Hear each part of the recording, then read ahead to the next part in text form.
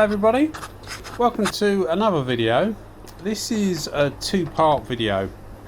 This is the first one and I'll upload the second one more or less simultaneously and put part one and part two so that everybody can link it up, and I'll put a link in the description as well so that if you've stumbled across this you'll know where number two is, and if you stumble across number two you'll know where number one is.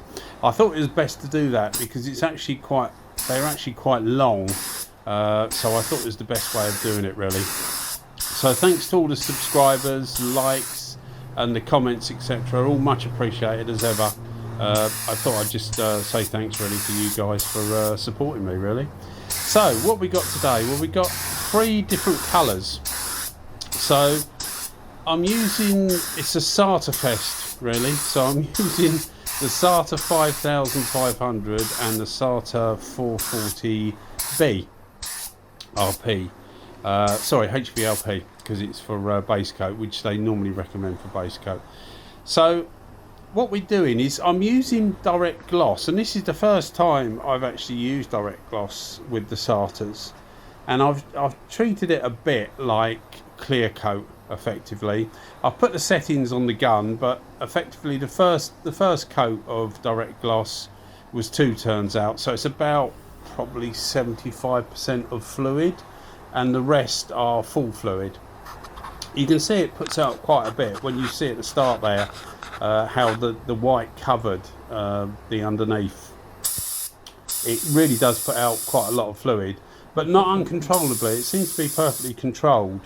Now you'll see I've also put on the settings, this is the O pattern, so I've got a set up in I and O and HVLP in I and O as well now for these guns, so that I can, you know, try the different types of tip out, etc. And what I said before, if you've seen the other video on the Sata, which was the I pattern for clear coat, there doesn't seem to be a huge difference. Certainly, and again, as I said before, certainly not as much as the difference between the DV1s and their clear cap. There seems to be quite a lot of difference between the two, the C1 and the C2. But between these two, there is a subtle difference, and effectively, I think it will probably suit a person that wants to paint a bit faster. Would probably like the O pattern more because it is a little bit more squat. It's not quite such a big pattern. It is wetter in the centre, and it is, you know, it's a bit wider, so it is more O than I. But as I say, not a huge difference, not to what I was expecting. I'm relatively new to Satas, and I am really enjoying using the big guns. The small gun, as everybody will know, that there's a problem with the wheel on my thumb, which I keep talking about, but it is the one thing that spoils the gun for me. And I've got none of the problems with these bigger guns because they're obviously bigger, so your hand fits in there absolutely fine. So let's go on a bit about what I'm trying to do. So we're doing 3 different colours. So I'm using direct gloss, as I say, or solid. I think people used to call it solid. These days people seem to call it direct gloss.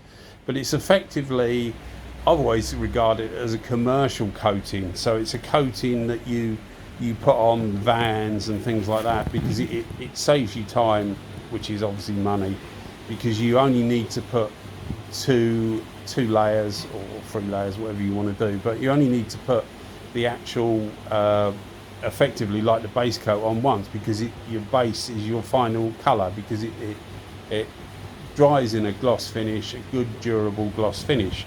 I did a video which I'll try and remember to put a link in the description using black direct gloss, and I put some clear coat. I put 20% clear coat in it just to see what the effect would be, and the effect was really good actually. It really made it shine. I haven't done that with this because, as you'll see, I'm not after a shine, I'm after a good solid base. And the reason I've chosen direct gloss is to if I make a mistake on the other 2 colours, you can effectively wipe it off with thinners and you're left with your white base again, because obviously being effectively like a clear coat or a final coating, it is resistant to thinners to a certain extent. So I left this, I think it was a day. I left it a day and then sanded it down. I used, what did I use? 500 grit, I think, which is, normally people will use anywhere between 400 and 600 on a DA, so a dry sand on a DA. I tend to use, if I'm doing something like this, I'll normally use 500. Sometimes I use 400 because you have to be careful. If this was a normal base coat, and you could do this in normal base coat, you could do a white base coat and then put your colours on, and I've done that before and it works absolutely fine, but there's no margin for error. If you were going to do just a white base coat, so not the direct gloss approach, obviously you wouldn't sand it, but I would put it over something like 400 grit, so that you've got a good good adhesion for the base coat, and maybe you might need 3 coats of base to cover up the swirl marks that you get with the DA sander. So 400 grit, maybe 3 coats, depending how much you put on, obviously, to cover up the swirl marks. And what it does is it gives it a good base for the base coat to adhere to, because when you're putting fine line tape, which we'll come to in a minute, when you're putting fine line tape on, like we are now, you need a good adhesion for the base coat, because when you come to pulling it up afterwards, if you've put say 800 grit because you think you want a really flat finish, so you're doing it finer, what you'll do is you'll pull the base coat up because it just hasn't adhered enough, and you're always fighting a timeline, because with base coat, when you put base coat on, you have a certain amount of time, normally an hour, 2 hours, before the base coat isn't so receptive to the clear coat, or to the final clear coat. So you need to do it all relatively quickly.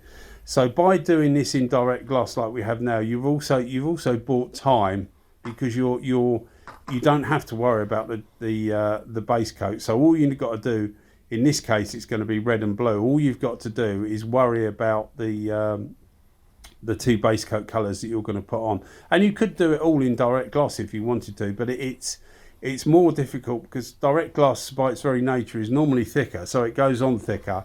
So when you pull the fine line tape off, you do stand more of a chance of pulling some of the red or the blue that you've put on. So I find base coat better because it's, you can just you just need to put the minimal amount on so that you're getting the colour, really. Because if you put too much on, what you're going to end up with is you end up with too much of a step line, if that makes sense. So when you clear it afterwards, if you want it to be nice and smooth, you're going to have to do a flow coat. We're doing it with as little as you can to get the colour. You actually end up with virtually no line. So it just saves you time and another process, because otherwise you're going to have to wait for the clear to go off. So it means the following day, sand it down with something like 1000 grit and then go over it with clear again, which is a flow coat effectively. So using the fine line tape, I'm going to try and do a video of like different bits of fine line tape, because I did one before and people seem to like it. It's got quite a lot of views and quite a lot of likes, so it's obviously what people like to see. And the reason I did it was because there's quite a lot of people showing you using fine line tape to do effectively what I'm doing now, but not actually talking much about the tape. And there are different types of tape, different elasticities and different sizes, and obviously different makes. So it's more of a subject, I think, than people give it credit for. But as I say, we'll go into that another time. But what you see me doing here, I'm just using my eye. Now you can use, obviously you can use measurements, different little indicators, etc., but you can't really mark the tank, because if you're going to use something that will show up that you can see the mark, then it's going to be on the final colour. If it's a pencil line or something, and you put blue over it, you might see a little patch of darker blue where you've put the pencil line. So I tend not to do that. So a little bit of tape or something, measure it with a little bit of tape so that you can get the tape that you're using in position, and then remove the tape that you left as a guide, as a sort of guide tape. But I tend to use my eye most of the time, because when people are looking at this stuff, they'll look at it with their eyes. You know, nobody's going to come on along and look at your bike and measure your intervals between your lines, etc. They'll just use their eyes, which is, you know, if you think you've got a good eye, which I think I have, you know, it's my opinion, I suppose, but I think I've got a reasonable eye. So I just use my eye all the time, and you know, move the tape around. Now you'll see that I'm actually lifting this tape up, putting it down, lifting it up, putting it down.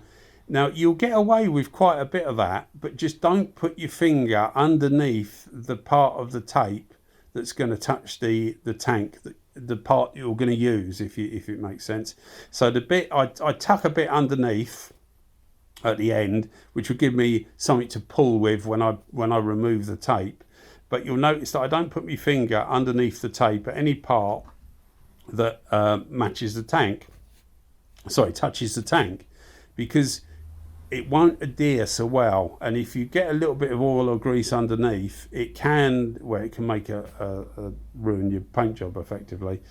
As I say, we've got a solid colour underneath, so we can, if we, you know, that's our insurance policy. If we do muck it up, we can get some thinners out and rub off the colour.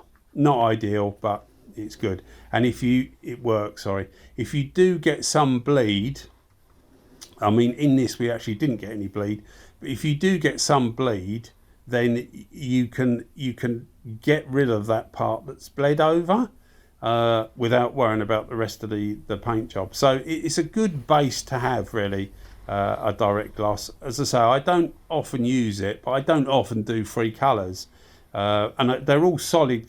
By solid colours, I mean they're not metallic. So I thought I'd, you know, give it a go, show you guys what you can do and the different ways of doing it. So we've put our tape on. Now this is going to be obviously our red. So I'm using the 440 Sata, which is a HVLP setup. I picked up these tip sets, well, for the 440, about 35-40 quid. So it's not a load of money. It's the same gun, just a different tip set, and it comes with the needle, the tip, and the cap. Some people say that the guns are different, the thread's different for the different HVLP and the RP, but they're not. They're the same. They're exactly the same. You know, I don't know whether the tips are actually different. They look more or less the same. They've got a different marking on them, but I think they're actually probably the same. But you know, you buy them as a set, so you use them as a set.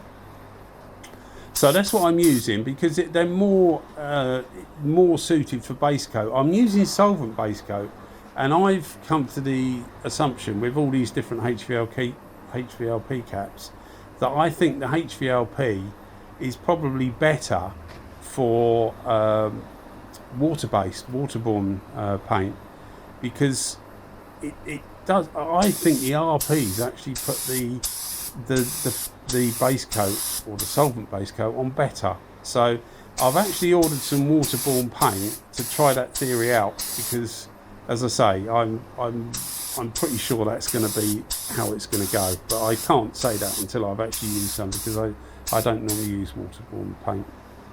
We are allowed to use solvent paint in the UK on motorcycle stuff, which is what I do, and for my setup it's probably better in that it dries better. So you can see we're literally putting on as little as we can to try and get as little on there as we can, but to give us the colour. So it's got to look obviously even all over, and it's got to give us the colour, but it should give us a very small step when we remove that fine line tape. It should give us a very small step that when you put a couple of coats of clear on it, you effectively won't notice it, or will hardly notice it, because the thickness of the step is so small. That's the idea of it anyway. So, you know, when we come to taking the tape off, you'll see the reason for using the direct gloss will be, you know, the original white direct gloss will be quite obvious, because you don't have to worry anywhere near so much about pulling it up, but you'll also see that where the fine line tape has gone, you get a really small step in the base coat, which is what we're after, really. So you see we're pulling it up here. We start at one side. Always try and get your tape to 180 degrees from where you're pulling it, and pull it completely away from, so from here we're trying to go 180 degrees to the right, and we're trying to pull it down towards the bottom of the frame of the picture, and that will give you the best chance of getting everything off without pulling up your base coat. So in this case, the red coat. That's the idea of it. Now, I've left it about probably 20-25 minutes. So you want it so that the base coat is still, damp is the wrong word, still supple, because if you leave it for too long, what happens is it gets more brittle, and there's more chance of you chipping it, so you don't get a really, really fine direct line, if that makes sense. You get a sort of slightly perforated one, for want of a better word. So it's quite critical to do things at certain times, as I say, because you're also fighting against the fact that the paint needs to be reasonably fresh for your clear coat to adhere to it properly. And if you do get stuck, you can put like a base coat binder over the whole thing before you clear coat it. Not ideal, but what it does is it livens the base coat up again, so it makes it soft again, so that it's more receptive to the clear coat. But the way we've done it here, we've just literally done it in a reasonable degree of time, so that we're clearing it quick enough for it to adhere to it properly. I mean, it's only a project. These colours can be whatever colours you want, and they can be as many different colours as you want. But, you know, I've just chose red, white and blue, effectively because it's the same as our flag. So, yeah, it just gives you an idea of what you can do, really. So, as I say, this is part one. I did it in two parts because they're quite long, and I wanted people to see it all. And also, I can't keep rabbiting on for that long. So I'm going to come up with part two in a minute. And as I say, I hope to upload them all together. So thanks everybody for watching and bearing with me. And we'll get the next part up, and hopefully you can enjoy it and see the final results. Cheers guys. Bye-bye.